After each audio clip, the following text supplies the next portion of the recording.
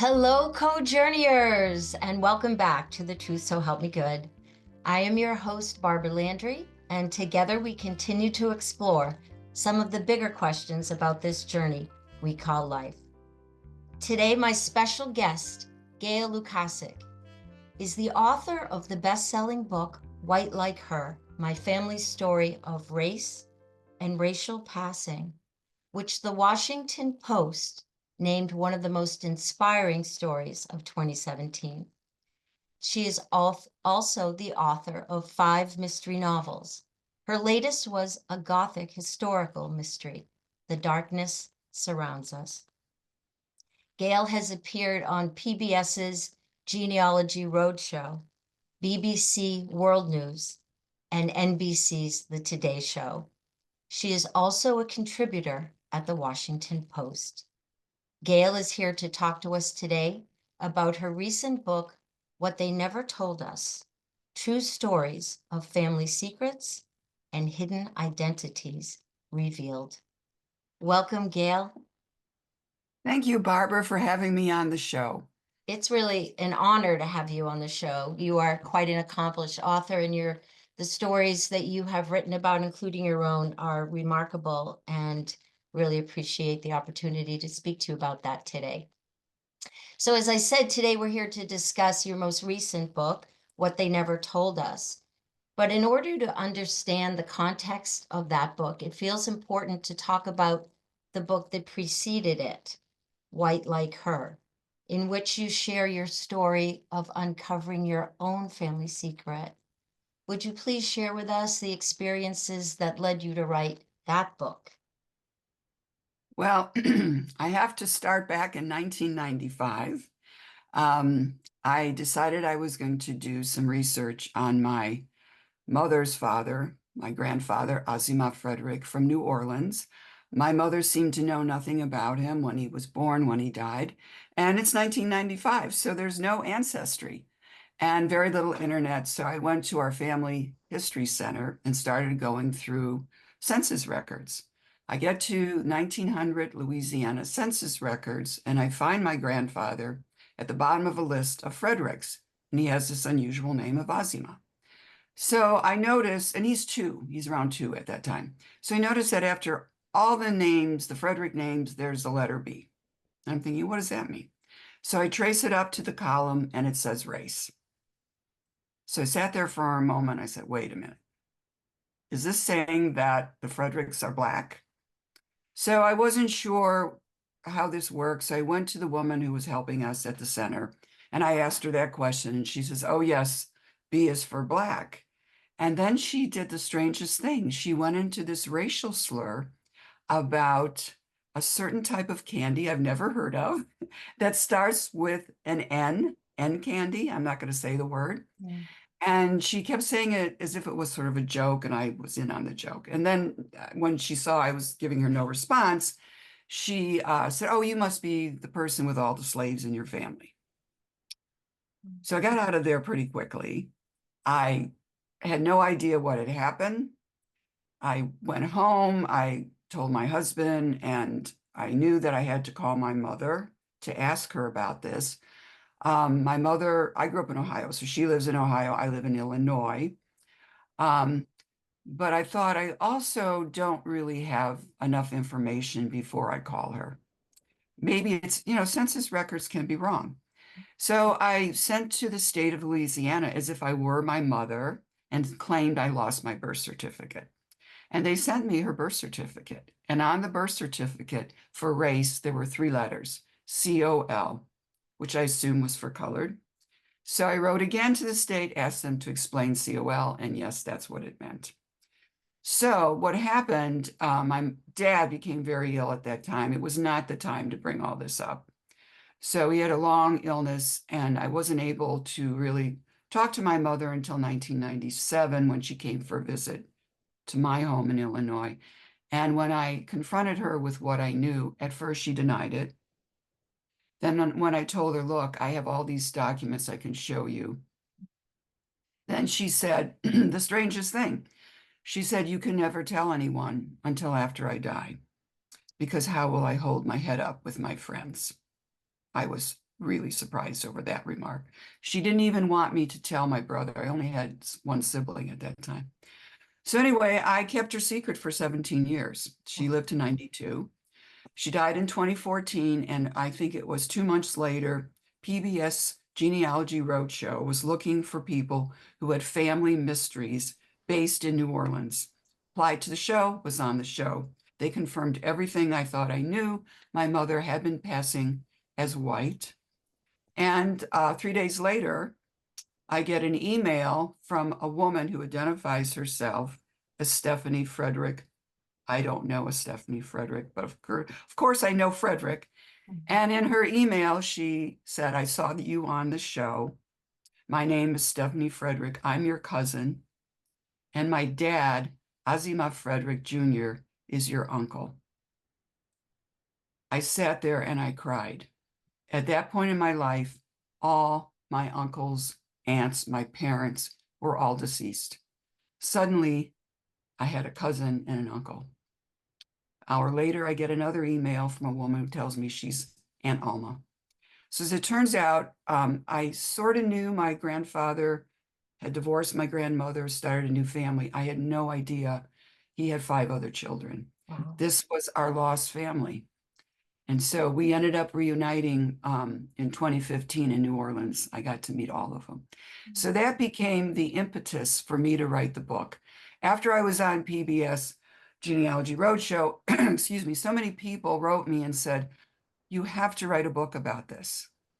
And I debated, because I'm a fiction writer, should I do this a fiction book or should I do nonfiction? I had never written a nonfiction book, though I'd done a lot of nonfiction writing. Well, the consensus was nonfiction. We want to hear the real story. So that was how White Like Her came about. Wow. Wow. It's kind of ironic that you're a mystery writer as well. Yes. And so I couldn't help but wonder, did you ever have any sense that you would be solving your own family mystery?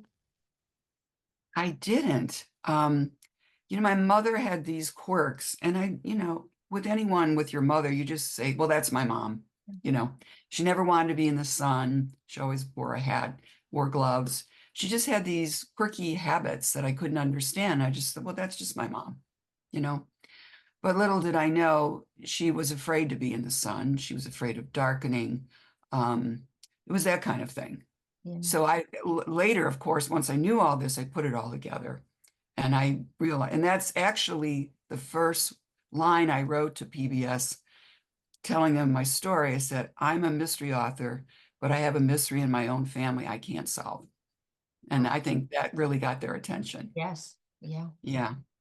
So what inspired you to write What They Never Told Us? Well, that's a book I had no intention of writing. I'll be honest with you. But after I was on the Roadshow and then the book came out and the book led to my appearing on the Megyn Kelly Today show. And after that happened, this is the power of television, I have to tell you. I started receiving, I like to say, an avalanche of emails from strangers through my website. Anyone can get to me through my website, from not just in the US, but from around the world, Africa, Australia, Europe. And they were all writing me for one of two reasons. First, to say they saw the story and they were complimenting my mother for being brave, or me, which I didn't think I was brave, but they thought my mother was. And then the other thing they were writing me about was their own family secret. And usually it started like this: I've never told anyone this, but I need to tell you. And then they tell me their family secret. And I'm thinking, wow, I'm a stranger. Why are you telling me? But I think my willingness to share my own family secret inspired them to come to me. Now, I have to say, I didn't start the book right away. I had a lot to do with, promoting White Like Her, being on different programs and all of that. So it took some years before I came to the conclusion that maybe it's time for me to tell other people's stories, because I kept getting these emails. I mean, I still occasionally get one or two, and it's going to be 8 years. So it's kind of amazing. So I didn't use those stories when I started to write, when I decided to interview people for what they never told us. What I did is I had been in contact with a genetic genealogist who asked to use a quote from White Like Her. And she told me, I asked her, who would I go to find these stories? And then she put me in contact with a woman by the name of Kara Darren Rubenstein, who is the founder, and she runs this organization called Right to Know. And if anyone's making this kind of discovery, I really highly recommend it. Go to the Right to Know. It's online. She has many resources, but she helped me start finding people who are willing to, not everyone's willing to tell their story. It really takes an act of courage to share something so intimate that you find out about yourself. So that's what inspired me. Right. And you mentioned in the book that you felt it was very important to give voice to those stories. Yes. And that they seem to have grown in huge numbers in large part because of the availability of genetic testing. And then people become surprised to learn things that they didn't know, including the fact that they're not who they thought they were or their ancestry, which causes trauma. Cause it's a traumatic experience, and you talk about that. Can you talk a little bit about the trauma that you experienced as a result of finding out that you weren't who you thought you were? Okay. I did experience trauma, and I'm going to tell you mine, but I have to say the trauma of the people in the book, I think, is more severe than my trauma. Um, my trauma did not involve finding out my mom or dad were not my parents. They are my parents. They were my parents. My trauma was finding out I was a different race. I was composed of different races that I wasn't aware of. Um, so for me, when I told you I was at that center and I left in shock, especially after having all these racial slurs slung at me, it was January in Chicago area, and I sat in the car for a minute. I couldn't leave right away. I was kind of, I was upset, and I looked at myself in the rearview mirror, and I just said, "Who are you? You went in there a white woman. And if you look at me, I look like a white woman. And then you left and you really don't know if you're still that white woman. Are you a white woman and you have Black ancestry? Who are you?" So I had to redefine my racial identity. And, it probably wouldn't have been so traumatic for me if the book hadn't gone national, had I not been constantly in public spotlight. And every time I gave a talk, I was on a show, I could count on one question. So now that you know your heritage, how do you identify racially? And in the beginning, I was trying to be sensitive to people who had suffered racism because of, the color of their skin or whatever circumstances. So I would always say I'm a white woman with Black heritage. And I used that for a number of years. And then I really got taken to task after I was on the Megyn Kelly Today show. About 10 days later, she identified herself as Black woman, went to Amazon and just skewered me. And she said, Black people should not read this book. This woman is not honoring her Black heritage, meaning I was identifying as white with Black heritage. I was pretty upset because I thought, first of all, maybe you should read the book because I do honor my Black heritage. I trace the family back to 1700s colonial Louisiana, and I find an enslaved woman who I very much honor. But it did shake me up. So it made me start thinking, who really am I? How do I identify? And it also taught me another lesson. No matter how I was going to identify, someone was going to be unhappy with me. And it had little to do with me and more to do with their agenda. So it took me a number of years to finally become comfortable with identifying as mixed race. And I base it on multiple things. Obviously not my appearance. But my DNA, 7 and 9% African. I base it on what my ancestors suffered as a result of being designated as Negro or colored or whatever, missed opportunities. My mother grew up in Jim Crow South during that era. She was born in 1921, which she suffered. And of course, going all the way back to Marta, that enslaved woman. And I felt that's part of my history. And I'm not, that's my family, and I'm going to claim it. Mm. Wow. So you talk about the different ways in which people's identities have been misunderstood or misconstrued. And you talk about something called unexpected parentage. Unexpected Right. parentage. And what are the ways, what is it, and what are the ways that it can occur? Okay. Yes. Unexpected parentage, or sometimes we call it misattributed parentage. And that is when a person discovers that either one or both of their parents aren't their biological parent or parents. Mm. So, and that can occur as a result of multiple things. They were adopted, they were donor conceived, or their mother had an affair or was raped or there was some kind of assault.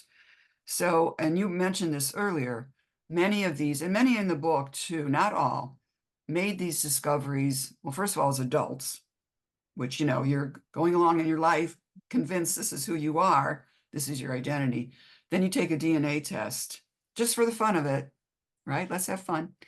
And then you find out, oops, my dad's not my biological father, or both parents aren't my biological parents.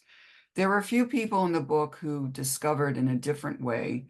They discovered during an emotional outburst from a family member. And I always thought of it that the family member couldn't keep the secret any longer. It was eating him up inside. And they just, I mean, it's not the best way to reveal it, is to just, hey, guess what? I'm not your biological mother, or I'm not, this isn't your biological father. So it's pretty shocking and very tough to take, I think, for the person to learn that way. Definitely. Yeah.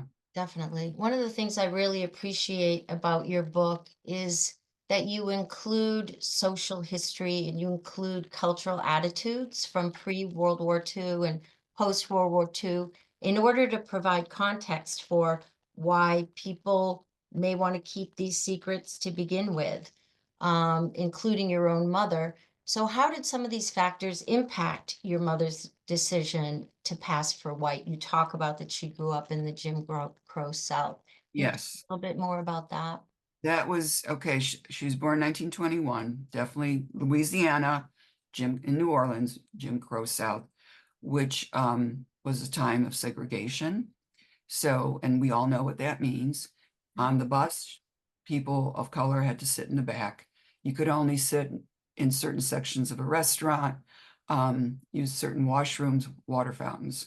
So my mother could pass, but I've actually had people write to me and said, I could tell her race. I guess I didn't have that keen an eye, and she's my mom, so I wasn't seeing her that way. So, she was able to pass, and she did it a few times for work because, again, you had limited employment if you couldn't pass. So she did it for work. She had a first cousin who did the same thing. So when she met my dad, it was during World War II, and he was stationed in Mississippi, and they would go into New Orleans for R&R, and that's where she met him. And I think he had no idea. He assumed she was white. So, she started, and she also went out to California, which is a great place during that time for people who want to pass. And she was out there for a time period. And so, when she married my dad after he was discharged from the Army, they could not marry in the South. But I'm sure that's not what she said to him. But they married in Ohio, where she could marry him. And I'm sure she did I have no proof, but I'm sure she somehow got a white birth certificate.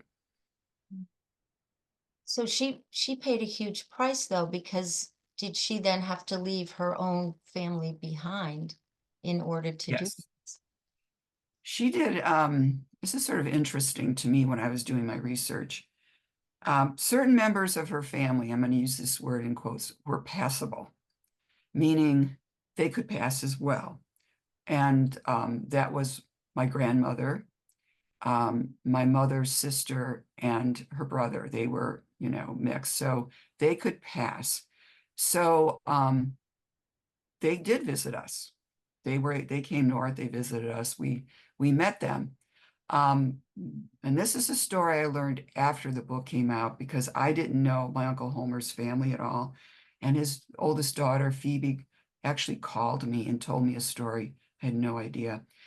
This was after I was married. I guess my parents and my brother went to New Orleans, and Phoebe said we were told we could not be in Grandma's house when they visited because we were too dark. And she was pretty lighthearted about it, but I felt bad. This is not good.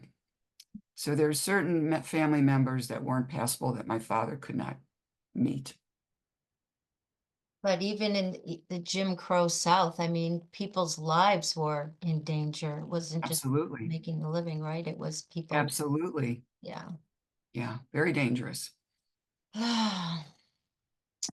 In the book, you tell the story of Bruce Paul Scott, Yeah. learned of his hidden racial identity long after his parents had both died. Yes. Can you tell us a little bit about his story and the impact that his discovered identity had on him or has on him? Yeah. This had a big impact on Bruce. Bruce grew up in this large Irish Catholic family. There were 10 kids. He's one of, 10. And he said to me, I just didn't look like anybody. All my siblings had blue eyes, fair skin. I had very dark eyes, very curly hair. And in the summer, I tanned really easily. And he said, when I went out to school, in grammar school, they would say, where did you come from? How did you get that hair? So he said, I went home to my dad and I told him about the hair. And his dad said, you just tell him the hair came with your head. So the dad was making a joke, but that didn't help Bruce a lot. So as he got a little older, the taunts became nasty. He was called Black Sambo. He was called the N word. He was called Brillo Pad.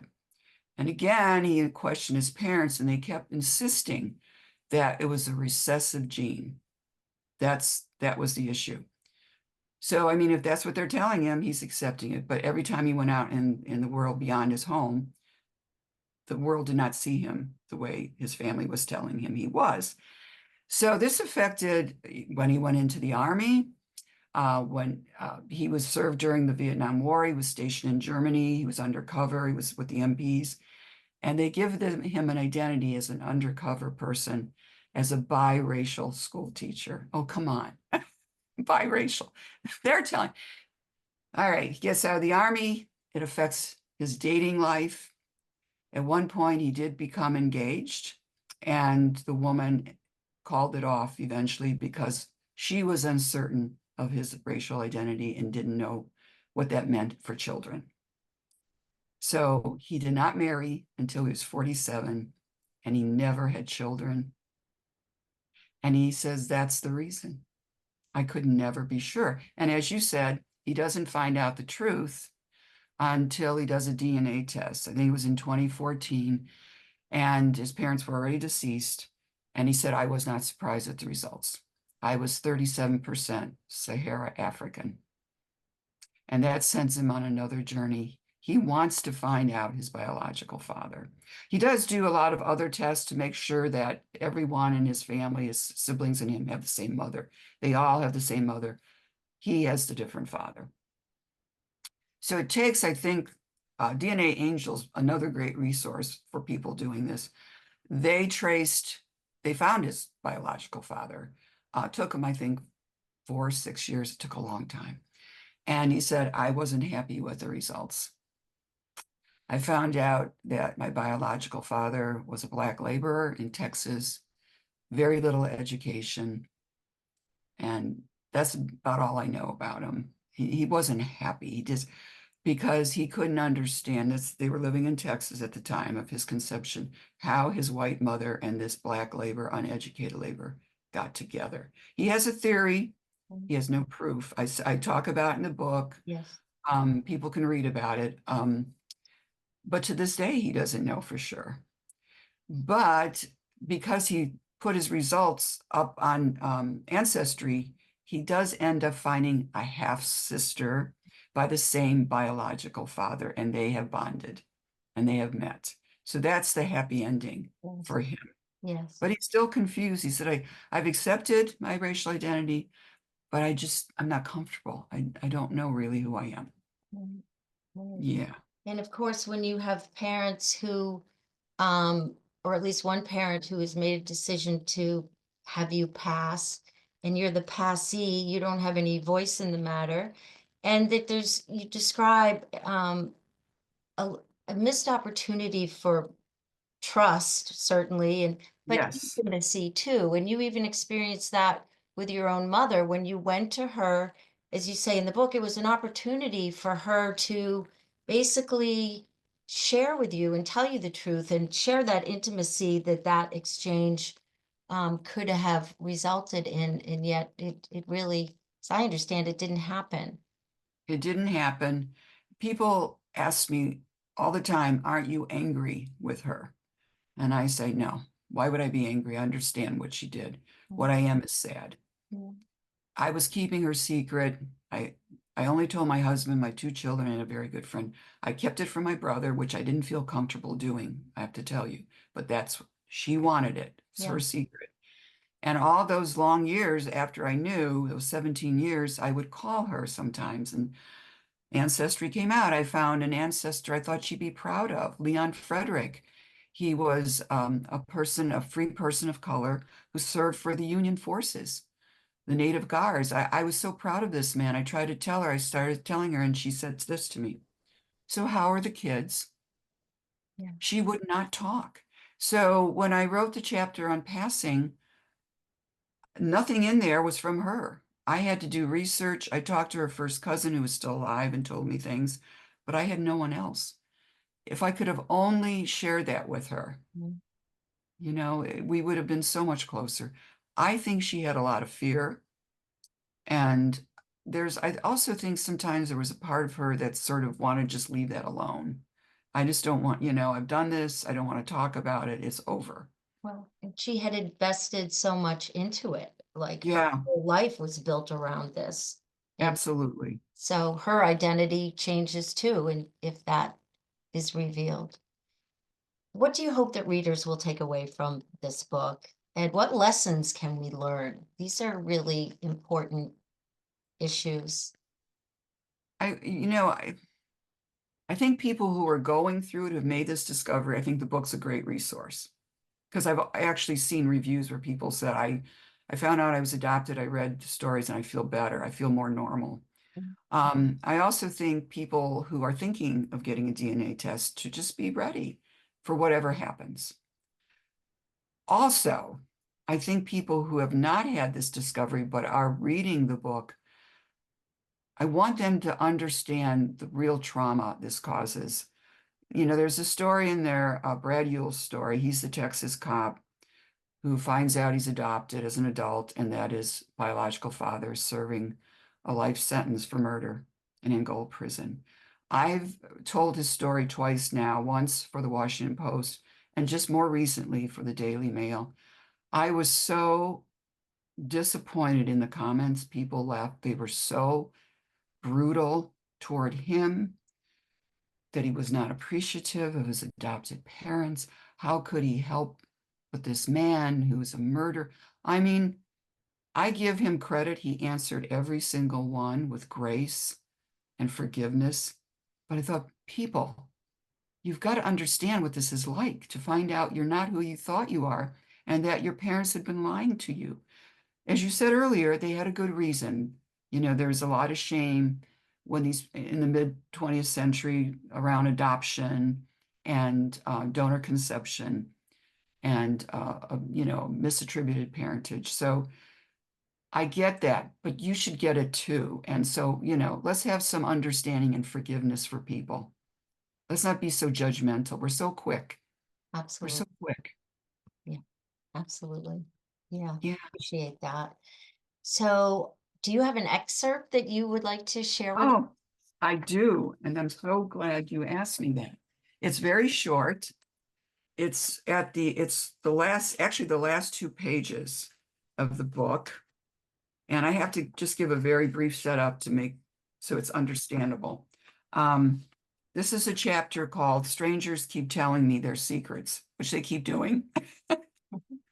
And this is an incident that occurred a few years ago. I was attending Untangling Our Roots, which is a summit, the actual first summit that brought together adoptees, donor conceived people, and non-parental event people in one conference.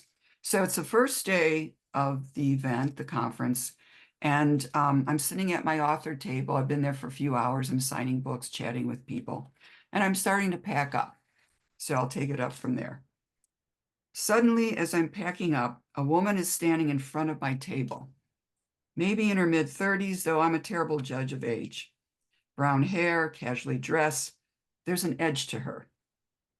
Her lanyard is twisted so I can't see her name or what state she's from. "You're the reason I came," she says emphatically. "I wasn't going to come, but I saw your name. I drove here from Central Illinois." From the intensity of her gaze, the way she leans in, her hand resting on one of my books, I sense she desperately wants to tell me something. I'm both pleased but wary. My mother's story sometimes elicits unexpected emotional reactions from people. The woman's gaze drifts away toward the DNA angel's booth as she gathers her thoughts. I wait. Then she looks at me and begins to tell me her story. 2 weeks ago, I got my DNA results. Shocker. My dad's not my dad. I asked my mom about it. At first, she wouldn't tell me. Then she did. It happened while she was separated from my dad. She had an affair with this guy she knew. She thought she couldn't get pregnant. I guess she was wrong. I'm just glad my dad's no longer here. "Do you know who your birth father is?" I asked. After almost 2 years of interviewing people who've had these parental discoveries, the question comes easily. She scoffs. "It's a small town. I know who he is. As soon as I found out, I marched over to his house, knocked on his door, and told him I was his daughter. He told me to leave and not come back. End of story." Her mouth is tight with anger and hurt. "I'm sorry," I say. Of all the people's stories of parental discoveries I've listened to, none of them were so recent and so raw. Look, I'm a businesswoman. I run my own travel agency. People work for me. I can handle this." She pauses. "I'm not sure if I'm going to stay. I just wanted to meet you." "You might want to stick around and check out some of the panels," I offer, believing that the panels might help her. "I don't know. Thanks anyway." It's the second day of the summit, late in the afternoon. There's a line of people waiting to buy my book, probably because they attended my author panel. The line starts to dwindle. I look up after signing a copy of my book and see the woman from yesterday. She waits until everyone leaves. "I thought I could handle this, but I can't." She starts to cry. I hold her hand while she cries. There's nothing else I can do except to say, "It's good that you stayed." From my own discovery experience and from listening to others with similar experiences, I know the difficult journey that lies ahead for her as she begins putting the pieces of her identity back together. As I hand her my card, I tell her to email me via my website if she wants to talk. I never hear from her again. When I think about the stories in this book and the bravery of the people sharing them, I think about what the novelist Sigrid Nunez said at the end of her novel, The Friend. what we miss, what we lost, and what we mourn. Isn't this what makes us who, deep down, we truly are? From these splinter pieces of who we once thought we were, we heal and forge our new selves. Wow. I get emotional even when I read I have it. goosebumps. I have goosebumps. And that exchange that you just described for me is proof positive of the value of writing that book. That Thank you. that what you can give to people as resources and also just as encouragement for their own healing, and to not feel to be know that they're normal, that even though this is an unusual circumstance, that they what they're feeling is normal and that they can Yes. move through it and heal. And also I think the book shows people who've made these discoveries how they can heal, the Yes. steps that they can take to reconstruct their identities, put Mm, them back together. yeah. Well, thank you so much for your courage for writing it. Oh, And thank how do we get this book? What's the best way to find it? Amazon, Barnes and Noble. It's Okay. right there. What They Never Told Us. You can Google my name as well. I have my mysteries there, my mystery novels. So if you feel like reading even more of my books, that's great. I'm happy. Absolutely. Yeah, that's the easiest way. Thank you so much, Gail. Thank you so much. What a pleasure to talk to you today. You're You're amazing. welcome. You're Oh, thank amazing. you so much. Yeah. It's Thank been a you. pleasure. Thank you.